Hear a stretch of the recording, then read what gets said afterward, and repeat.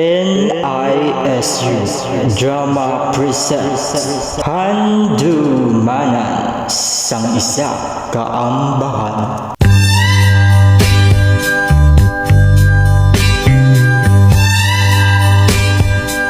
Maayong adlaw sa inyong tanan. Ini nga programa ginahandog sang radyo waswasanay sa Universidad sang Northern Iloilo Main Campus. Kagyari ang akon istorya. Pareho man sa mga artista nga gahatag kabuhi sa pelikula, amo man ni sa akon istorya. Diri ipakita ang hitabo kun nga man ini natabo. Ako si Indang. Palihog ko sa pagsugod sa pagpamati sa sining akon istorya nga ginatituluhan ang Bibingka.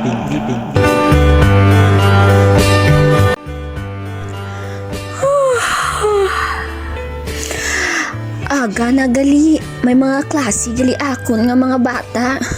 Maunat-unat ko anay sang akon kalawasan kay daw nagapala nakit gid sang inubra. Ari na, ialsa ko na ang akon mga kamot. Argoy abaw, nagakatigulang nagid ako. Ari na manaog na ko sa akon nga katri nga ginahigdaan para makaprepara sang ila mga balalunon. Ay abaw, aga pa nagugtaw ako nanay ba? Good morning nanay! Mwah! Ikaw bala nak Siyempre ano pa bi ang lutuon ni nanay kundi ang paborito nyo nga balunon sa eskwelahan? Ano nay? Ang bibingka eh. Ari na ay kaduluto na ini ari kay bakiton ko na. Ari ay kay hakwaton ko na. Ari na nabakit ko na para magbugnaw na inidugay. Sa diin nagali ang duwa mo ka magulang nak, abi pang tawga na sila kag manghimos na kamo para kalakat kamo temprano sa eskwelahan. Ay sige nay! Manalinda! Manalinda! Ang pinalangga kung nga bata nagsiningge.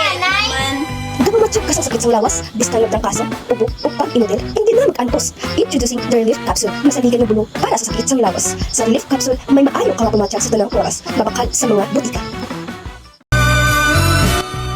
Ari kay ipreparar ko na ang bibingka nga ila balunon. Ari na ginakuha ko na. Amoy ini ang 1/4 kay Lilet kay insaktuhan ini para sa iya. Ari naman ang 2/4 kay Linda kay amo ginipirmi iya na hinyo sa akon. Ari naman niya ang 3/4 sa masabad ko kag dungol ko nga bata. Ay hindi ko gid malipatan ng ila nga mga luyag. Kay Lilet 1/4, kay Linda 2/4, kay Liling 3/4. Ay do kanami lang sa pamatsyagan. Nay, nakahimos na kami. Malakat na kami, Nay. Sa dinding akon 1/4 niya paborito nga bibingka, Nay. Amo ni Guro ay. Ari, kay pudyoton ko ini kag isulod sa bag. Ari na, nabuksan ko na ang bag. Isulod ko na. Ay abaw, Lilet! Ulat naman ang duwa mo ka manghod! Ihatag na di kay Indang iya nga parte kag ang kay Liling ay isulod sa ilang mga bag. Nanoy niya akong nga uniforman, tukakutok sa akon ho. Ari, kay kayuhon ko dani ba? Ari na, nakayo ko na. Ang akon bagali, ari, kwaon ko dani pala kag iuribay. Ari na, nauribay ko na. Baw, daw kahumot, sinisang bibingka ni nanay ba? Nay, kahumot naman sa imo nga bibingka. Balaan ko, nami gid ni. Perfect naman ni karanong akon exam. Ay nay, malakat na kami gali. Kinagahulat na si Manang Lelat sa guha ay. Sabaw ara naman si Linda Ginainto-into mo naman ko. O siya, sige na, hulatan nyo danay ang manghud nyo. Nay! Ang akon 2/4 nga tinapay na ari na di sa akong bag, Nay. Ay, Diyos ko, Liling. Nakibot man ako sa imo ya. Oo, ara na to. Gimbutang na dito ni Manang Mulelet.